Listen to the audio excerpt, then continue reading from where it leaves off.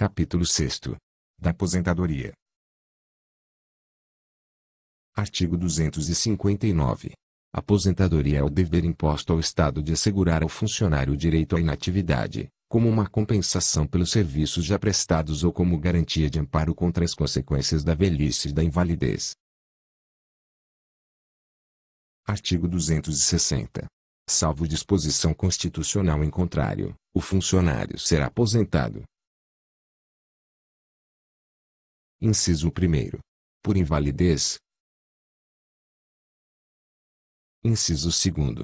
Compulsoriamente, nos termos da Lei Complementar nº 77, de 22 de janeiro de 2010.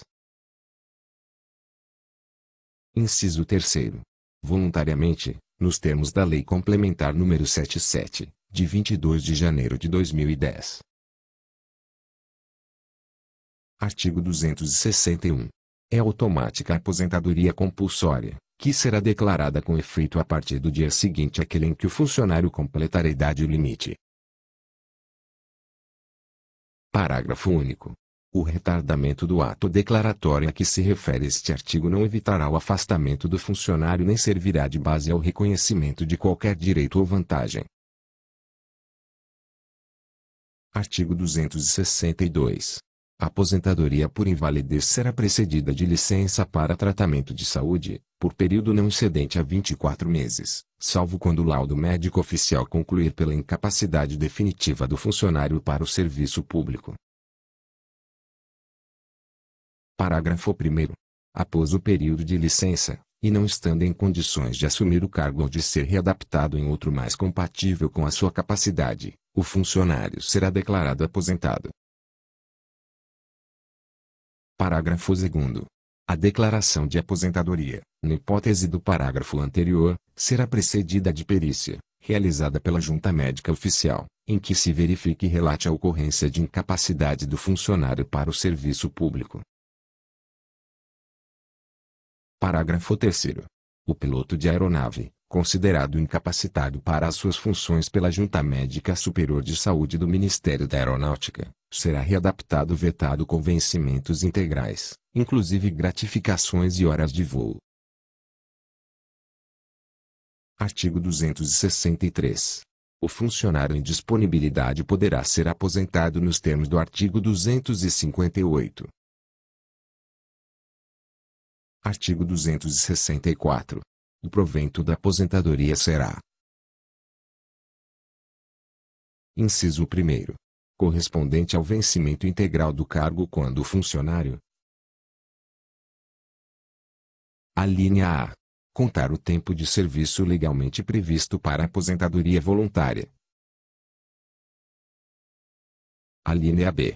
For invalidado para o serviço público, por acidente em serviço ou em decorrência de doença profissional. Alínea C. For acometido de tuberculose ativa, alienação mental, neoplasia maligna, cegueira progressiva, hanseníase, cardiopatia grave, paralisia irreversível e incapacitante, doença de Parkinson, coreia de Huntington, espondiloartrose anquilosante, nefropatia grave, estados avançados de Paget, osteite deformante, e síndrome da imunodeficiência adquirida AIDS, com base nas conclusões da Junta Médica Oficial do Estado. Alínea D. Na inatividade for acometido de qualquer das doenças especificadas na linha anterior.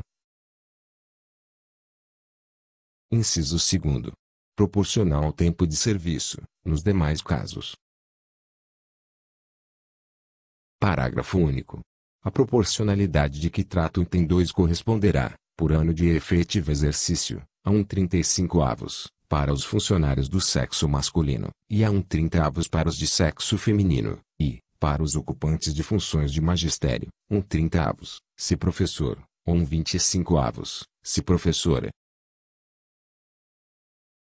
Artigo 265. O cálculo dos proventos terá por base o vencimento do cargo acrescido de gratificação adicional por tempo de serviço e outras vantagens pecuniárias, incorporáveis na forma desta lei. Parágrafo único.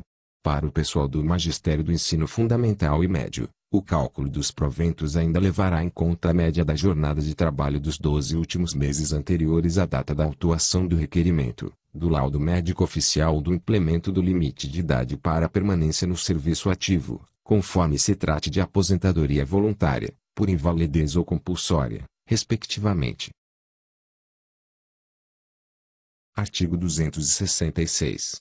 Os proventos da inatividade serão revistos na mesma proporção e na mesma data, sempre que se modificarem os vencimentos dos funcionários em atividade, vetado. Artigo 267. O funcionário que contar tempo de serviço suficiente para se aposentar voluntariamente passará à inatividade. Inciso 1º. Com o vencimento do cargo efetivo acrescido, além de outros benefícios previstos nesta lei, da gratificação de função ou de representação que houver exercido, em qualquer época, por no mínimo 5 anos ininterruptos. Inciso 2º. Com iguais vantagens, desde que o exercício referido no inciso anterior tenha compreendido um período de, pelo menos, 10 anos intercalados. Parágrafo 1º. Quando mais de um cargo ou função haja sido exercido, será atribuída a vantagem do de maior valor, desde que lhe corresponda um exercício não inferior a 12 meses. Fora dessa hipótese, atribuir-se-á a vantagem do de valor imediatamente inferior dentre os exercidos por igual período. Parágrafo 2º. O período de prestação de serviços em regime de tempo integral, desde que não obrigatório para o exercício do cargo, será computado para efeito do interstício a que se referem os incisos I e II deste artigo. Parágrafo 3º. Os benefícios que trata este artigo serão reajustados na mesma proporção, sempre que forem majorados para o funcionário em atividade. Artigo 268. O chefe do órgão ou da entidade em que o servidor estiver lotado determinará o seu afastamento do exercício do cargo, comunicando o fato à autoridade competente para a decretação da respectiva aposentadoria, através do titular do órgão central de gestão de pessoal, no dia imediato àquele em que. Inciso 1º.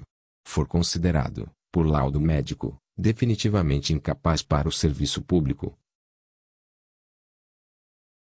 Inciso 2º. Completar idade limite para a aposentadoria compulsória. Parágrafo único. O procedimento de que trata a parte inicial do caput deste artigo deverá ser adotado pelo titular do órgão central de gestão de pessoal, quando for publicado o decreto de aposentadoria voluntária do servidor,